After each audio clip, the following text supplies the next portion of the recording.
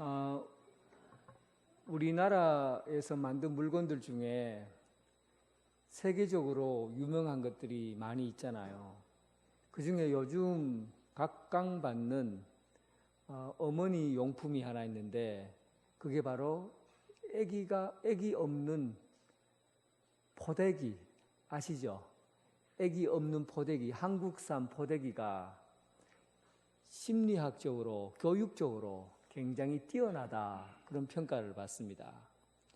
왜냐하면 우리나라 포대기는 아이를 이렇게 등에다가 등에다가 업으면 이렇게 딱 좌로 한번 우로 한번 딱 해서 딱 쪼아매면 아이의 심장이 엄마 등에다 딱 갖다 대요. 그래서 아이가 느끼는 것을 엄마는 느낄 수가 있어요. 또 앞으로 탁 돌려갖고 이쪽에 한번 탁 뒤쪽으로 한번 해서 뒤로 쫙 해서 쫙 매면 앞으로 딱 오잖아요. 그러면 아이의 심장과 엄마의 심장이 쿵쿵쿵 거리면서 같이 부딪혀요. 그래서 아이와 엄마와 접촉하는 그 접촉으로 아이는 엄마에게서 사랑을 경험합니다. 사랑을 경험해요. 사랑받는 아이로 자라게 되는 거죠. 하나님께서 사람을 만드실 때 다른 모든 것들은 말씀으로 다 만드셨어요. 그런데 사람은 손으로 직접 빚어서 접촉해서 사람을 만들었거든요. 결국은 사람이 되어지는 과정은 사람과 사람의 접촉, 하나님과 사람의 접촉, 이런 접촉을 통해서 성장하고 성숙하고 사랑을 경험하는 겁니다.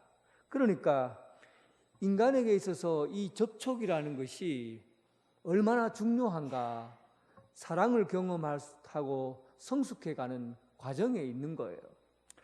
그래서 요즘 우리가 코로나 때문에 예배를 각 집에서 예배를 많이 드렸었잖아요, 한동안.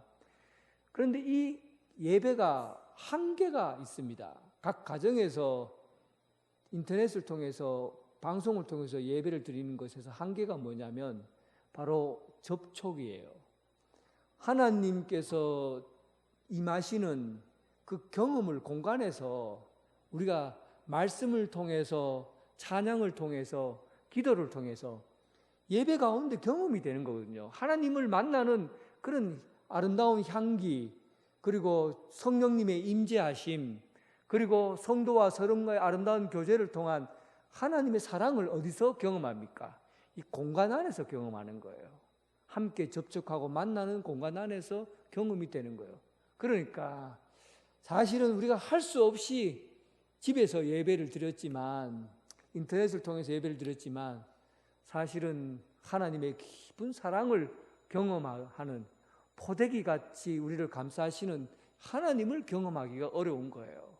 그래서 예배는, 참되게 예배하는 자들은 오늘 우리가 함께 모여서 하나님과 남아의 교제가 있는 이곳에서 예배를 드릴 때 참된 예배자로 하나님을 만날 수가 있는 겁니다. 어쨌든 접촉이라는 것이 그만큼 중요한 거예요. 내가 누구를 만나서 사람이 변화되고 접촉해서 삶의 변화를 가져다 준다는 것, 이것이 굉장히 중요한 신앙의 언어라고 말할 수 있습니다. 오늘은 12해를 혈류증을 앓고 있는 한 여인의 이야기를 하려고 합니다. 혈류병에 걸린 이 여인은 접촉하는 사람마다 부정하게 되는 거예요. 그래서 만나는 사람마다 사람과 접촉하면, 이 여인과 접촉하면 부정타게 되고 부정한 일을 겪게 되는 겁니다. 그래서 이 여인의 인생이, 접촉이 신앙생활에 매우 중요한데 어떻게 우리는 주님과 교제하고 만나며 살아갈까? 이 여인의 이야기를 통해서 신앙의 접촉점을 찾아갈 수 있기를 바랍니다. 먼저 혈류증에 걸린 여인이에요. 12해를 혈류증에 걸렸어요. 그 혈류증이라는 것은 사실은 현대적인 용어로 보면 혈류병이 아닙니다. 혈류병은 보통 남자아이에서 나오는 병이에요. 그러니까 상처가 나면 피를 흘려서 잘 아물지 않는 병이에요.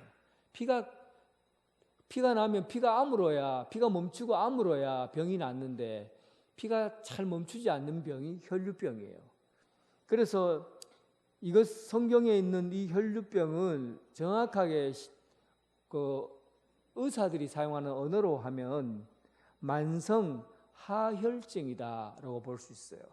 만성 하혈증은 자궁 안에 종기가 생기거나 어떤 이상이 생겨서 불규칙적으로 피가 나는 것, 이것을 만성 하혈증이라고 그럽니다. 그러니까 오늘 본문에 나와 있는 이 여인은 만성 하혈증에 걸린 여인이에요.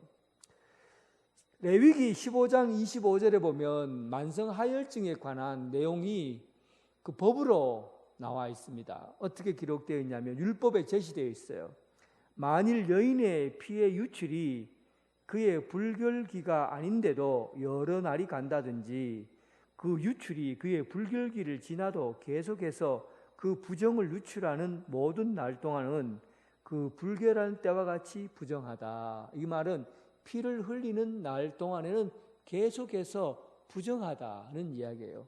좀 더 구체적으로 그가 눕는 침상이 부정하고 그가 앉은 자리가 부정하고 그가 만지는 것이 전부 불결하다. 그래서 옷을 빨고 몸을 씻고 해야 한다 하는 정결례를 표시하고 있습니다. 그래서 이 여인은 몸에서 피를 흘러내는 여인이었기 때문에 그가 앉은 자리도 불결하고 그가 접촉하는 것도 불결하고 그가 누워 자는 침대도 늘 불결했어요. 이런 여인에게 있어서 누군가에게 손을 대고 만진다는 것, 이것은 엄청난 일일 수밖에 없는 겁니다. 이 일이 내가 불결한 자인데 남에게 손을 대어서 그의 병이 고쳐진다는 이 역설적인 이야기가 오늘 이 본문에 기록되어 있는 것이죠. 그런데 여러분, 심리학적인 용어 중에서 내사라는 말이 있습니다. 내사. 내사는 타인에 의해서 자기의 내면이 확실히 정해지는 거예요. 이건 심리학적 용어입니다. 타인에 의해서 내 성격이 정해지는 것, 이것을 내사라고 그래요. 보통 하나님께서 우리를 고유한 존재로 만드셨거든요. 지상에 그 어떤 존재도 변인덕 나와 같은 사람은 전 세계에 하나밖에 없습니다. 나밖에 없어요. 고유하게 만드셨어요. 누구에 의해서 사람이 규정되거나 성격이 만들어지는 것 전혀 없습니다. 그럴 수 없어요. 그런데 사람들이 그 사람의 성격은 이러해야 된다라고 강요하면서 자기 성격이 만들어지는 거죠. 어릴 때 사람들이 저를 보고 하는 얘기가 있습니다. 교회학교 선생님들이 특히 나를 보면 하는 말이 있어요. 야, 이놈 까불지 마라. 왜 이리 까부나? 교회에서 예배 드리고 막 장난치고 하다 보면 또 선생님이 변인덕 까불지 마. 마당에서 아이들하고 놀다 보면 막 시끄럽게 떠들잖아요. 그러면 야, 변인덕이 까불지 마라. 그 까불지 마라는 얘기를 자꾸 듣다 보니까 내가 이렇게 생각한 거죠. 나는 성격이 까부는 아이구나. 까부는 아이구나. 그래서 내가 까부는 아이로 성격이 결정이 되어버리는 거예요. 그리고는 내가 이렇게 생각하는 거죠. 그러면 내가 다른 사람에게 좋은 태도를 지니려고 하면 나서지 말아야 되겠구나. 숨어 지내야 되겠구나. 다른 사람이 뭐라고 하면 뒤에 숨어 있고 조용 구석에 가만히 있어야 그래야 좋은 사람이 되는구나. 그래서 그때부터 성격이 다른 사람에게 나서기보다는 숨어 있으려고 그리고 앞서서 하기보다는 뒤쳐져 있으려고 하고 자꾸 성격을 가지는, 이것이 누구에 의해서 결정되는 거예요? 다른 사람에 의해서 성격이 결정되는 것을 내사라고 그래요. 결국은 혈루증을 앓은 이 여인은 어떤 겁니까? 사람들이 그녀를 보면서 더러운 여자, 부정한 여자, 손만 대면 망하는 여자, 네가 손대면 손댈수록 망하게 된다. 그렇게 부정적인 여인으로 그를 고정시켜 버리는 거죠. 그러니까 그의 인생은 언제나 그의 삶이 굳어져 버리는 거예요. 내가 가지고 있는 고유한 성격, 하나님이 주신 고유하고 독특한 자질 같은 것도 아무 소용이 없어요. 하나님께서 내게 주신 그 고유한 성격을 다 포기하고 그는 남들이 나에게 이야기하는 나는 부정한 여자야. 내가 손대면 다 망해. 내가 부딪히는 것은 다 부정하게 되어 있어. 이렇게 자기 자신에 대해서 스스로를 그렇게 하며 살아왔던 여인인 거죠. 뿐만 아니라 또한 심각한 문제는 사회적인 사람들에 대한 태도가 그를 더 위기로 몰아넣게 된 겁니다. 오늘 본문에 보면 그가 여러 차례 많은 의사들을 찾아갔는데 괴로움을 받았고 가진 것도 다 허비하게 되었고 그리고 의사들이 치료하는 것이 효험이 하나도 없었다. 그렇게 기록되어 있어요. 여러분 그때 당시의 의사와 지금의 의사는 수준 차이가 하늘과 땅 차이입니다. 그때 당시의 의사들은 어느 정도 수준이었냐면 지난번에 우리 아프리카 선교사 와서 아프리카 무당 얘기를 했죠. 그 무당들이 다 의사예요. 그러니까 사람들이 병이 나면 구술을 하거나 아니면 병이 나면 이상한 주문을 외우거나 아니면 이상한 약을 처방해 갖고 딱 붙여놓고는 내가 기도하면 산다. 뭐 이런 식의 질병을 고치는 사람들이 그때 당시 의사들, 예수님 당시의 의사의 수준이 이 정도입니다. 그러니까 돈은 돈대로 받고 돈은 자꾸만 받아내고는 그리고는 의사로서의 처방은 주문이나 외우고 이상한 약을 막 바르고 그래서 했어요. 특별하게 잘 고치는 의사 외에는 거의 대부분의 의사들이 이 정도 수준입니다. 그래서 유대인들의 책에 보면 의사들은 반드시 지옥 간다 이렇게 표현되어 있을 정도로 의사에 대한 평가가 썩 좋지 않습니다. 이런 의사에게 치료를 받았으니까 자기가 가진 돈, 평생에 모은 돈들을 전부 다 소진하게 된 거죠. 이러면 이 여인에게 어떤 생각이 듭니까? 사회에 대한 인식이 두 가지로 자기에게 접근이 됩니다. 첫 번째는 먼저는 나는 왜 날마다 이런 일들이 내게 오게 되는가? 왜 나에게는 자꾸만 해도 나쁜 일만 벌어지고 돈을 쏟아 부어도 치료가 되지 않고 더 악화되기만 하는가? 그리고는 자기 자신을 비관하는 거죠. 나는 이런 놈인가? 나는 이런 사람인가? 나는 이 정도밖에 안 되는가? 그러면서 결정하는 게 뭡니까? 자기 몸을 해하거나 자살하는 거예요. 두 번째는 이런 일을 경험하게 되면 사회를 불신하게 됩니다.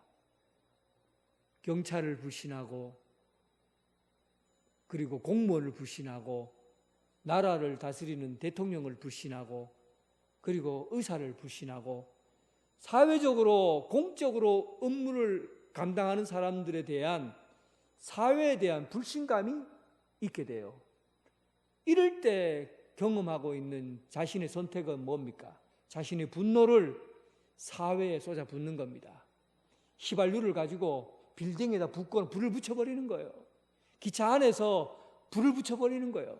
사람이 많이 있는 곳에 그냥 불을 붙여버리고 그리고는 자기의 분노를 이놈의 세상 내가 이렇게 살아야 뭐 하겠노? 하고는 그냥 니도 죽고 나도 죽자 이런 결단을 하게 되는 것이죠. 오늘 이 여인은 첫 번째를 선택하든지 두 번째를 선택하든지 그런 결과를 가져와야 합니다. 그런데 오늘 본문에 보니까 이 여인은 자기 자신을 자학해서 죽음으로 몰아갈 것도 아니고 그리고 사회를 비관해서 사회를 아예 뒤집어 버리겠다라고 결정한 것도 아니고 그녀는 제3의 선택을 하게 됩니다. 이 제3의 선택이 그녀의 인생을 완전히 뒤바꿔 놓은 결과를 갖게 된 것이죠. 그게 무엇입니까? 27절에 보니까 예수의 소문을 듣고 결국은 이 여인의 결정은 어떤 거였습니까? 세상에서 삶을 변화시키고 내 병을 치료할 수 있는 유일한 길은 예수 그리스도밖에 없다라는 사실을 믿음으로 받아들이게 된 겁니다. 여러분, 이것이 그의 인생에서 가장 중요한 삶의 결단이었고, 그리고 그 인생을 새롭게 나아갈 수 있는 기회를 얻게 된 겁니다. 믿음은 어떤 것을 듣느냐에 따라서 믿음이 자라고 결정이 되는 겁니다. 예수의 소문을 듣고 그 예수님의 말씀을 들음으로 인해서 그의 안에 믿음이 자라게 된 것이죠. 사실은 모든 이야기를 다 듣는다고 해서 믿음이 자라는 게 아닙니다. 한번 생각해 보십시오. 병에 걸려본 자들은 압니다. 지독한 병에 걸릴수록 기가 얇아져요. 얼마나 많은 정보들이 쏟아지는지 모릅니다. 무좀만 걸려도 세상에서 좋다 하는 누가 무좀을 잘 고치더라, 대구 어느 가톨릭 병원에 가면 무좀은 싹 고친다 하는 소문이 벌써 다 나 있고, 또 어떤 창원의 어떤 의사는 또 무슨 코병을 다 낫게 한다더라, 또 어느 지역의 의사는 어떤 것을 잘 고친다더라, 아마 소문이 차차합니다. 그리고 약을 쓰면은 당뇨에는 뭐가 잘 듣고 또 고혈압에는 어떤 것이 잘 듣고 하면 또 정보가 쫙 깔려 있어요. 얼마나 많은 정보들이 병든 사람에게는 주어집니까? 제가 인터넷에서 관리하는 메일이 3개가 있는데, 한메일하고 네이버하고 지메일, 이 3가지를 주소로 쓰고 있어요. 3가지를 하다 보니까 어떤 거는 활발하게 쓰는 거 있고 어떤 거는 잘 안 써요. 그리고 어느 날 한 2년 동안 메일을 안 쓰고 또 메일을 내가 받아야 될 일이 있어서 한번 들어가 봤는데, 아이고, 나의 변인덕에 대한 좋은 정보를 주겠다고 여러 세계 각지에서 또 각 다른 분야에서, 특히 은행에 관련된 투자를 하는 그런 분야에서 얼마나 많은 내용의 정보들이 내 그 메일 안에 들어와 있는지 수천 통이 들어와 갖고 한 번도 보지 못하고 꽉 채 있더라고요.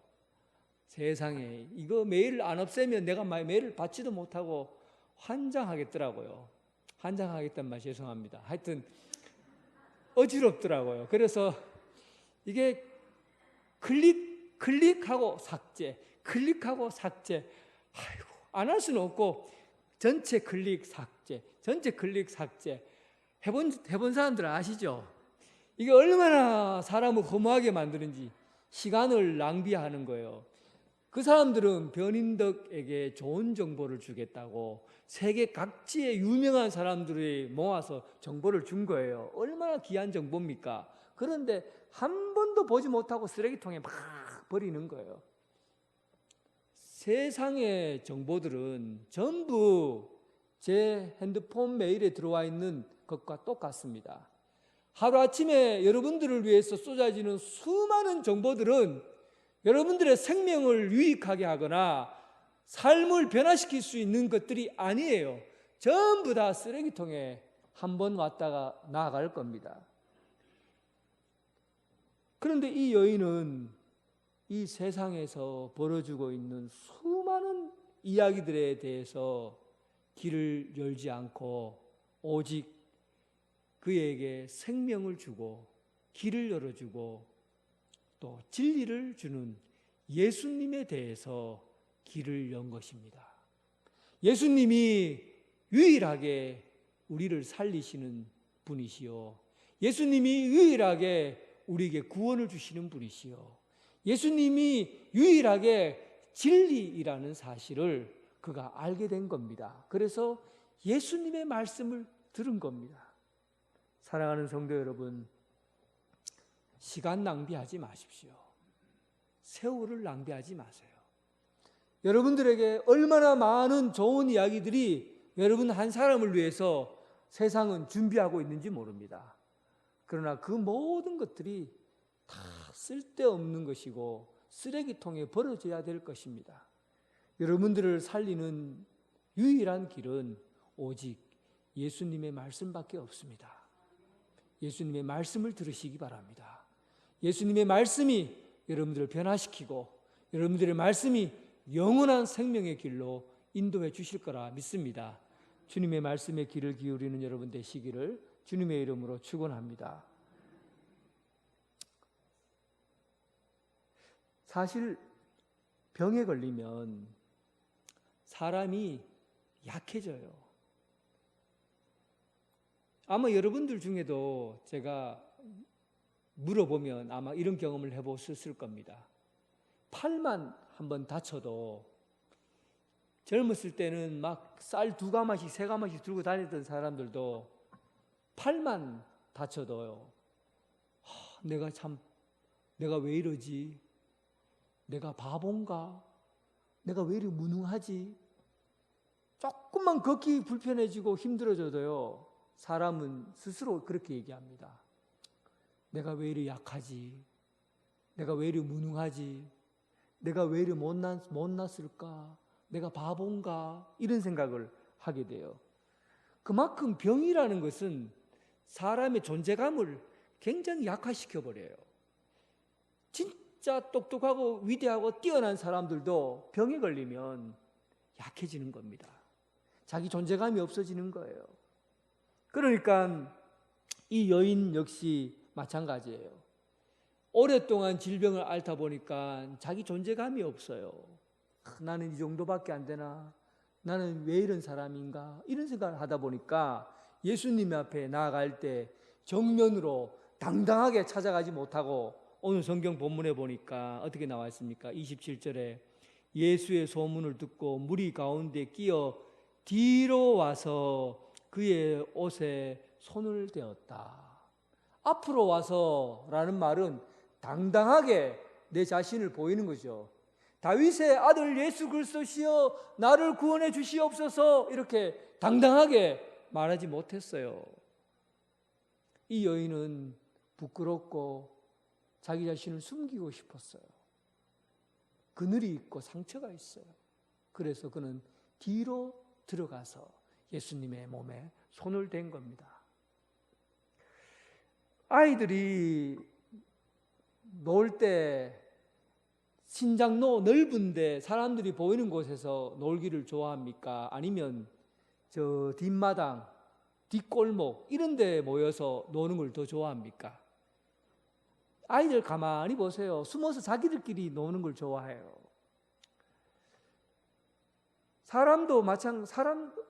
사람들은요, 대부분 뒷마당이 좋습니다.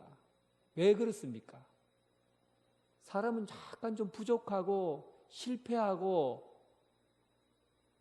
어려움을 겪고 상처가 있고 이렇게 그늘이 있는 사람들이 사람들에게 친구가 많고 또 사람들에게 함께 어울릴 수 있고 위로가 돼요. 그런데 그늘이 하나 없이 성공만 하고 그리고 그늘이 하나 없이 상처 하나 없이 그렇게 꼿꼿하게 의롭게 살아온 사람들은요, 사람들에게 존경을 받을지는 몰라도 친구는 없어요.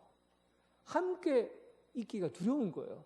너무 꼿꼿하고 너무 깨끗하면, 그늘이 없으면 사람들이 쉬지를 못해요.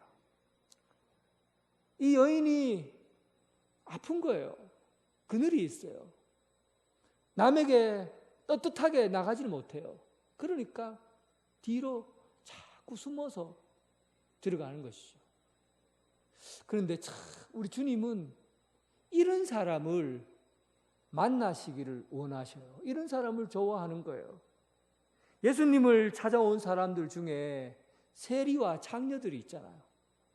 이들은 떳떳하게 사람들 앞에 나설 수 없는 사람이에요. 그늘이 있는 사람들이에요. 어둠이 있는 사람이에요. 나는 부족하다, 나는 죄인이다라는 사람들. 그런데 예수님은 그들을 찾아가시고 그들을 만나기를 원하셨어요. 오늘 이 여인도 늘 자기 자신에 대해서 나는 실패한 사람이야, 부정한 사람이야, 나는 남에게 해를 끼치는 사람이야, 이런 마음을 품고 사는 여인인데, 뒤로밖에 갈 수 없는 이 여인을, 당당하게 나설 수 없는 이 여인을 예수님께서 찾아오셨다는 사실입니다. 예수님께서 그를 만나시고자 하셨다는 거예요. 여러분, 혹시 인생의 삶이 그렇게 녹록지 않아서 당당하게 살기 어려우신 분이 있습니까? 또 인생에서 여러 가지 실패를 경험하고 사람 앞에 내세울 수 없다고 생각하시는 분이 있습니까? 또 삶에서 큰 상처를 입고 깊은 외로움과 아픔을 경험하시는 분이 있습니까? 주님께서 여러분들을 만나고 싶어 하십니다. 주님께서 여러분들을 만나고 싶어 하셔요. 그 아픔과 깊은 상처가 주님을 만나고 주님과 접촉할 수 있는 기회를 준다는 사실. 이제 여러분 마음에 힘이 들고 괴롭고 어려움을 겪을수록 주님 앞에 나오시길 바랍니다. 내가 제일 안타까운 얘기는 이런 얘기예요. 내가 교회 나가려고 하니까 내가 죄를 많이 지어서 교회 못 나가겠다는 거예요. 목사님, 나 죄를 너무 많이 지어서 교회 못 나가요. 조금 착한 일도 하고 좀 떳떳해지면 그때 교회 나올게요. 예수님이 좋아하시는 사람은 죄인을 좋아하셔요. 이게 말이 되는지 모르겠지만 예수님은 세상에서 죄를 짓고 그리고 상처 입고 큰 아픔을 경험한 사람들, 이런 사람들이 주님 앞에 나오기를 원하시는 겁니다. 인생에 큰 병을 앓고 있고 질고를 겪고 있는 성도 여러분, 주님께서 여러분들을 만나고 싶어 하시고 주님이 여러분들과 함께 하신다는 것, 이 사실을 꼭 기억하시길 바랍니다.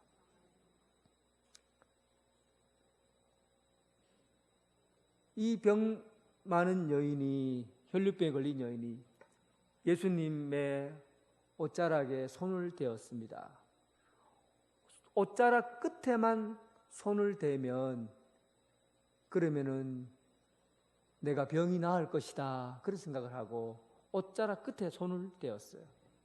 그런데 예수님께서 뭐라고 하시냐면, 사람들이 막 구름대처럼 몰려와서 이리 부딪히고 저리 부딪히는 상황인데 예수님이 하신 말씀이, 도대체 누가 내 몸에 손을 댔느냐, 누가 내 몸에 손을 댔느냐 하고 큰 소리로 사람들에게 얘기하는 겁니다.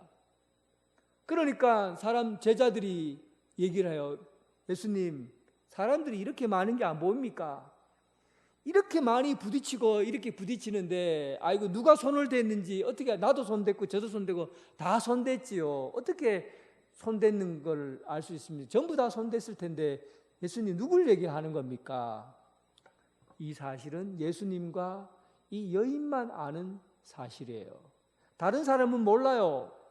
왜냐하면 능력이 임한 것을, 예수님께서 능력이 나가고 그리고 능력이 자기 몸에 임하고 그래서 자기 병이 나았다는 것을 안 이 여인과 예수님만의 이야기인 겁니다. 예수님께서 공개적으로 이 여인이, 이 내 몸에 손을 댄 여자가 누구냐라고 하니까 그 여자가 떨면서, 무서워서 두려워서 떨면서 제가 주님의 몸에 손을 대었습니다 라고 얘기를 했습니다. 그 몸에 손댄 것으로 인해서 예수님께서 야단을 치시고 그리고 이 부정한 여인이 내 몸에 손을 대었다고 하실 줄 알았는데 예수님께서 하시는 말씀이 내 믿음이 너를 구원하였다. 그리고 평안히 가라. 앞으로 건강하게 살아라 하시고는 축복해 주면서 그를 보냅니다. 여기서 중요한 말씀 한마디를 하셨는데 예수님께서 이 여인에게 내 믿음이 너를 구원했다라고 말씀하신 거예요. 내 믿음이 너를 구원했다. 보통 여러분 의사와 환자의 관계는 믿음이 아니에요. 돈을 주고 그 병을 고쳐주는 거죠. 돈을 준 만큼 그가 의술을 통해서 병을 고치는 거예요. 이것을 인격적인 관계라고 그러질 않아요. 사람과 사람을 거래의 대상으로 삼는 것을 인격적인 관계라고 그러지 않아요. 그런데 예수님은 이 여인을 몇 번 만났습니까? 단 한 번 만났는데도 내가 너의 믿음이 너를 구원했다고 말씀하시고 인격적인 관계로 있었다고 말하는 겁니다. 어떻게 이 일이 가능합니까? 예수님께서 이 여인을 만난 것은 지금 한순간에 이루어진 일이 아니었어요. 여인이 예수님을 그리워하고 예수님을 마음에 두고 그리고 예수님의 소식을 들었던 그때부터 예수님은 그 여인과 함께 있었던 겁니다. 주님과의 대화의 시작은 예수님에 대한 소문을 듣는 그때부터 이미 시작이 되었어요. 그리고 그 여인이 마음에 품었던 생각, 주님을 만나면 반드시 내 몸에 있는 병이 고쳐지게 되리라라는 확신을 가졌던 그때도 예수님은 그 여인을 알고 있었습니다. 그리고 세 번째로 그의 의지를 가지고 예수님의 손에, 예수님의 옷에 손끝이라도 대면, 옷자락에 손이라도 대면 내 병이 나을 것이라는 그 의지와 용기를 갖는 순간 예수님은 그와 함께 하셨던 거죠. 그렇게 예수님과 꾸준히 인격적인 만남이 있었기에 그의 믿음이 너를 구원했다라고 말씀하는 겁니다. 사랑하는 성도 여러분, 신앙은 주님과의 꾸준한 만남을 통해서 이루어지는 겁니다. 믿음의 성장은 단 한 번 주님 앞에 고백하고 그리고 성숙한 신앙생활이 되어지는 게 아니에요. 이 여인의 병 고침은 단 한 번의 병으로서 육체적인 질병이 고쳐진 것뿐만 아니라 영원한 건강, 끊임없이 하나님과의 교제를 통해서 신앙이 회복이 되고 온전히 믿음 생활을 하게 되는 그런 과정까지 가게 된 겁니다. 사랑하는 성도 여러분, 여러분들의 믿음이 여러분들을 구원할 겁니다. 그 믿음은 주님과의 만남이 한 번으로 끝나는 것이 아니라 매번 주님과의 교제를 통해서 여러분들의 신앙이 건강해지고 온전해지는 그런 신앙생활을 하게 됩니다. 여러분들 가운데 건강한 삶이 유지되고 평안이 넉넉하게 이루어질 수 있기를 주님의 이름으로 축원합니다. 하나님 아버지 감사합니다. 우리가 길을 잃고 살았습니다. 우리 몸의 육체적인 질병으로 인해서 스스로를 존중하지 않고 소외시키며 살았습니다. 또 사회를 원망하고 이웃을 원망하며 살아왔습니다. 내 자신이 손을 대는 것들은 하면 할수록 잘 안 되고 망하게 되는 그런 결과도 맞이했습니다. 우리 인생의 캄캄한 어두움과 깊은 질고 속에서도 하나님께서는 우리를 변화시켜 가시고 예수님을 만남으로 인해서 우리의 어두움이 빛으로 바뀌고 우리의 절망이 희망으로 변화되고 우리의 아픔이 승리의 삶으로 새롭게 변화됨을 믿습니다. 이제 우리를 변화시켜 주시는 주님을 인격적으로 만나게 하시고 단 한 번의 만남이 아니라 끊임없이 주장해 주시는 주님을 날마다 주님과 교제하며 인격적인 만남을 통해서 승리하는 삶 살게 하여 주옵소서. 예수님 이름으로 기도드립니다. 아멘.